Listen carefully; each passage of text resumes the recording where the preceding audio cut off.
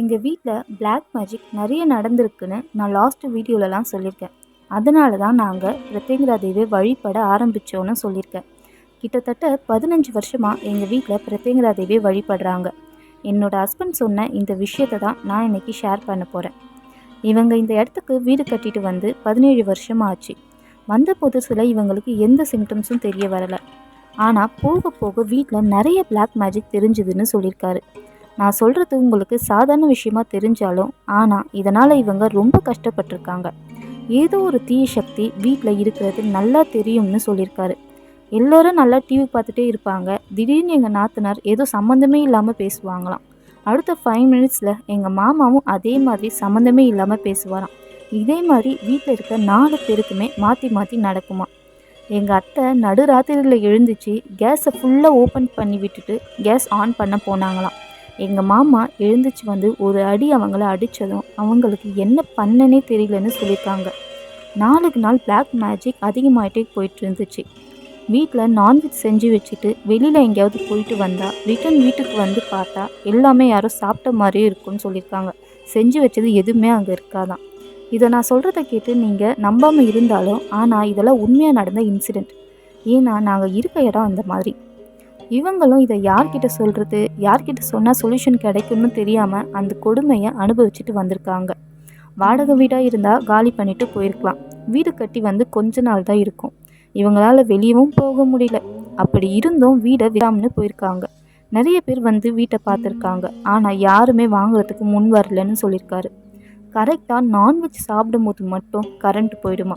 வெளியில் வந்து பார்த்தா பக்கத்தில் எல்லார் வீட்லேயும் கரண்ட் இருக்கும். ஆனால் இவங்க வீட்டில் மட்டும் கரண்ட் இருக்காதான். நிறைய டைம் இது மாதிரி நடந்திருக்கான். நான்வெஜ் சாப்பிடும் போது மட்டும் கரெக்டாக கரண்ட் போயிடும்னு சொல்லியிருக்காரு. இவங்க தொடர்ந்து 1 வருஷமாக 1.5 வருஷமாக இவங்களுக்கு இது மாதிரி நடந்திருக்கு.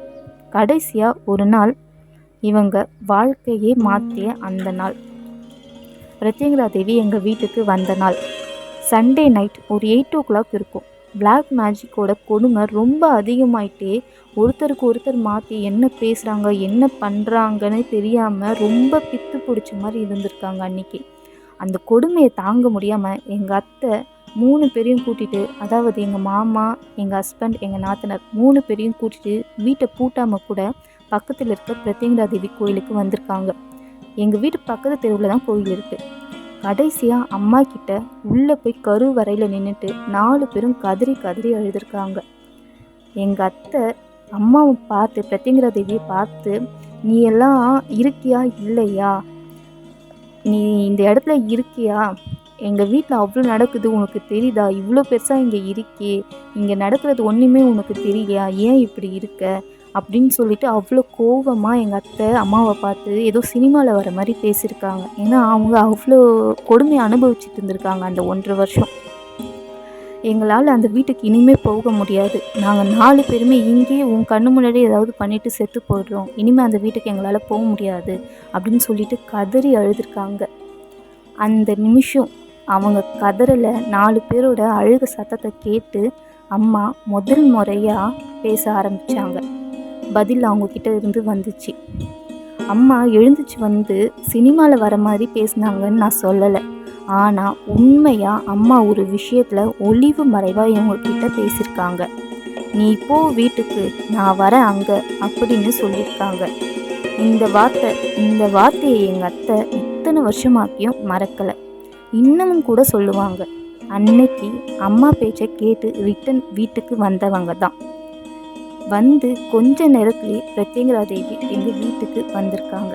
எவ்வளோ பெரிய அதிசயங்க இது. இவங்க தூங்கிட்டு இருந்தாங்களோ 4 பேரும். இவங்க பக்கத்தில் சலங்க சத்தம் ஜல்லு ஜல்லுன்னு செம்மையாக அவ்வளோ சத்தமாக கேட்டுச்சான். ஆனால் இவங்களால் பார்க்க முடியல, உணர மட்டும்தான் முடிஞ்சிருக்குன்னு எங்கள் ஹஸ்பண்ட் சொல்லியிருக்காரு. வீடு முழுக்க அந்த சத்தம் ரொம்ப நேரமாக கேட்டுட்டு இருந்துச்சான். அன்னைக்கு எங்கள் வீட்டுக்கு வந்தவங்க தான் இந்த ஆபத் பாண்டவி சரபேஸ்வரரின் சக்தி பிரத்யங்கரா தேவி. அன்னிலிருந்து இன்னைக்கு வரைக்கும் அவங்க எங்கள் வீட்டில் இருக்காங்க. நாங்கள் இதை ரொம்ப பெருமையாகவும் கர்வமாகவும் கூட சொல்லுவோம். அன்னைக்கு அவங்க வந்த அடுத்த மறுநாளே பிளாக் மேஜிக்கோட சிம்டம்ஸ் எதுவுமே தெரியலன்னு சொல்லியிருக்காங்க. எந்த ஒரு கெட்டதும் நடக்கலை, பிளாக் மேஜிக் எதுவுமே நடக்கலை. அவங்க வாழ்க்கை நல்ல ஒரு சந்தோஷமாக ஒரு ஹாப்பி லைஃப் அதுக்கப்புறம் தான் அவங்க வாழவே ஆரம்பித்தாங்க, கொடுமை அனுபவிச்சுட்டு அதிலேருந்து வெளி வந்தாங்க அப்படின்னு சொல்லிட்டு எங்கள் அத்தை இன்னமும் கூட என்கிட்ட சொல்லிட்டு இருக்காங்க.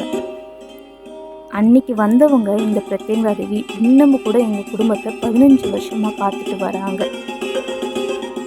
நாங்கள் இன்னமும் இந்த வீட்டில் தான் குழந்தைங்களோட சந்தோஷமாக வாழ்ந்துட்டு வரோம். எல்லாமே பிரத்யங்கரா தேவியோட அதிசயம்தான். நாம் முழு மனசோட இவங்க நமக்கு உதவி பண்ணுவாங்கன்னு நம்பிக்கை வச்சு கூப்பிட்டா உடனே இவங்க வருவாங்க. இதெல்லாம் எங்கள் ஹஸ்பண்ட், எங்கள் அத்தை, எங்கள் மாமா என்கிட்ட நிறைய வாட்டி சொல்லியிருக்காங்க. இந்த வீடியோவை நிறைய பேர் பார்த்தீங்கன்னா எனக்கு ரொம்ப ஹாப்பியாக இருக்கும். பிகாஸ் இது உண்மையாக நடந்த சம்பவம். இவங்களை பற்றி நிறைய பேர் தெரிஞ்சுக்கணும் தான் நான் இந்த சேனலை ஸ்டார்ட் பண்ணி ஒரு வீடியோவாக நான் போட்டுட்ருக்கேன். யார் எப்படி புரிஞ்சுக்கிறாங்கன்னா எனக்கு தெரியாது. பட் உண்மையாக அறிஞ்சவங்க இவங்களை பற்றி கண்டிப்பாக புரிஞ்சுப்பாங்கன்னு தான் நான் சொல்ல வரேன். ஓகே ஃப்ரெண்ட்ஸ், இந்த வீடியோ ஃபுல்லாக பார்த்ததுக்கு ரொம்ப தேங்க்ஸ். நம்பிக்கையோடு இருந்தால் எல்லாம் தானாக நடக்கும் தான் நான் திரும்ப திரும்ப சொல்கிற ஒரு டைலாக். நம்பிக்கையோடு இருந்தால் எல்லாம் தானாக நடக்கும்.